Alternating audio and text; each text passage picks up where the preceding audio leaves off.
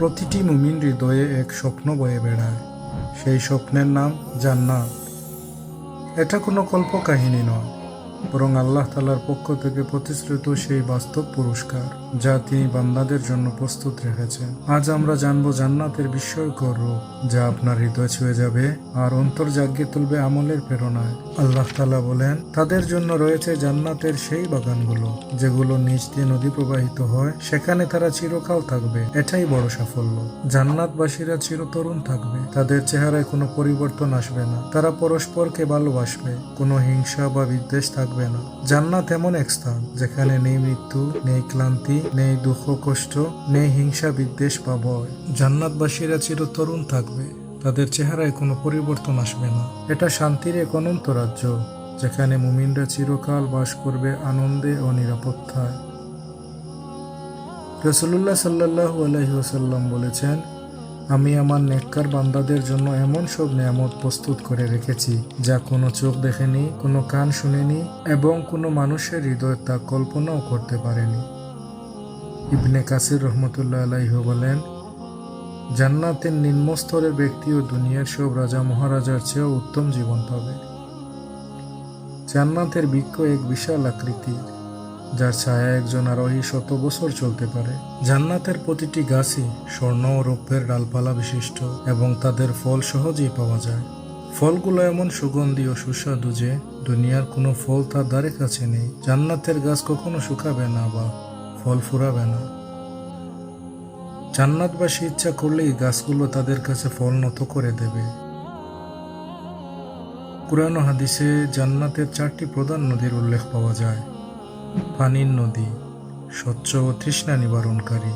দুধের নদী, স্বাদ ও পুষ্টিতে পরিপূর্ণ। মধুর নদী, বিশুদ্ধ ও সুস্বাদু।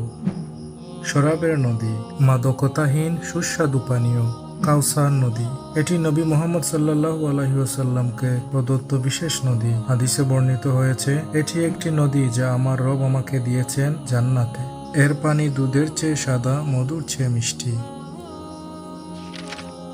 জান্নাতের গড়গুলো সোনা, রূপা, মুক্তা আর ইয়াকুত পাথরে নির্মিত। প্রতিটি গড়ের ভিতর আরেকটি গড়, জানালায় জানালা আর আলোয় আলোয় ভরপুর। জান্নাতে ক্ষুধা বা তৃষ্ণা লাগবে না, তবুও থাকবে এমন সব খাবার ও পানীয় যা শুধু ইচ্ছা করলেই হাজির হবে। সেখানে রয়েছে তাদের জন্য যেসব ফল তারা পছন্দ করবে এবং তারা যা চায় তাই তাদের দেওয়া হবে।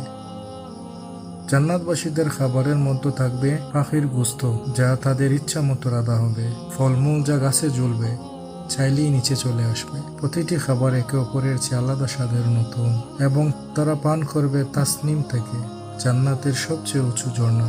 সালসাবিল থেকে স্বচ্ছ ও ঠান্ডা পানি। কাউসার হাউস থেকে নবীজির হাতে পরিবেশিত বিশেষ পানীয়, যা একবার পান করলে আর কখনো পিপাসা লাগবে না।